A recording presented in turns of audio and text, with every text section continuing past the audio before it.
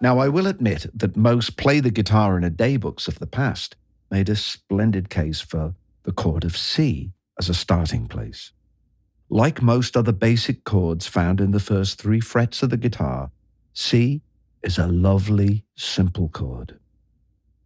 Put your first finger behind the first fret of the 2nd string, your middle finger at the 2nd fret of the 4th string, and your 3rd finger behind the 3rd fret of the 5th string. And now, this is not strictly speaking an instructional manual, but a work of comedic philosophy. But I will tell you, just because I like you, that the standard tuning of the guitar from the bottom to the top is E, A, D, G, B, E. The simplest and least expensive tuning devices are like little pegs that one clips onto the tuning head of your guitar. They have LED displays that change color when you play the desired pitch. They're also useful to place on your nose to stem the awful stink of your playing in the early hours of musical torture. I trust that your fingers will have been holding down that chord of C while I've been telling you all of this. They may have even begun to develop a violent cramp. Hold on, help is coming. Make sure to keep your finger pointed down to the fingerboard so the tips do not choke off the strings that are not fretted. Check that your hand hasn't slipped out of place, and try gently strumming all 6 strings. Keeping your thumb on the back of the neck will help you to apply the necessary pressure. It may take a little perseverance, but my guess is that you will soon be able to play a chord so it is like a ring in a bell, as Chuck Berry put it in Johnny Be Good. Almost all other instructional manuals are wedded to the musical stave, so we'll ask you next to attempt to master the terrible chord of F. Indeed, there are not many songs written in the key of C that will not require you to play the chord of F at some point in the proceedings. They try to break this to you gently, but better men and women than me, and Ivan the Terrible, have had their very will broken by this nearly impossible chord. If you were to glance for a moment at a diagram of what is asked of your infant fingers, or I were to take you through it, as I did with the chord of C, contortion by contortion, through crooked grimaces and the possible dislocation of your digits, you would turn this off in the middle of this sentence that I am saying. I'm glad you're back. I hope nothing got broken. I tried to warn you. There is a better way. My method, which I will call Bert, involves putting aside musical notation on the stave for the foreseeable future. As I hope you glean from my aside about the piano, there is a very logical reason to begin reading and playing music on the piano in the key of C. It makes considerably less sense given the intimidating mechanics of the guitar. There are, however, 3 simple related chords with which you can play about 1,000 songs. I think it might take a long afternoon for you to master them, as you already have one of them under your hands. In their simplest first position forms, guitar chords take advantage of the relationship between fretted and open strings.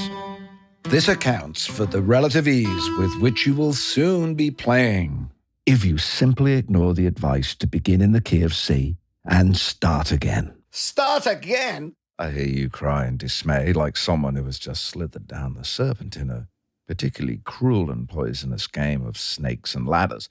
But bear with me, because we are getting ahead of ourselves. Let me begin again.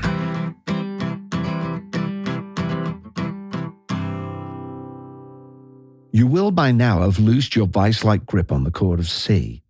I suggest you shake your fingers out and flex and crack your knuckles, as if intending to sock someone in the jaw, maybe for tricking you into this exercise.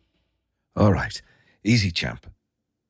I'm just trying to forget everything I know and recall the state of vexation and frustration that you find yourself in, while even simple songs remain locked inside this otherwise useless contraption of wires and wood.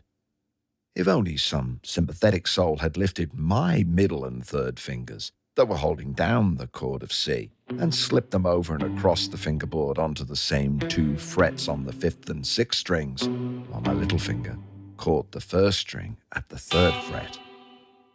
And how about doing all of this without unfolding my hand between each attempted chord, then painstakingly line up the fingertips with the frets?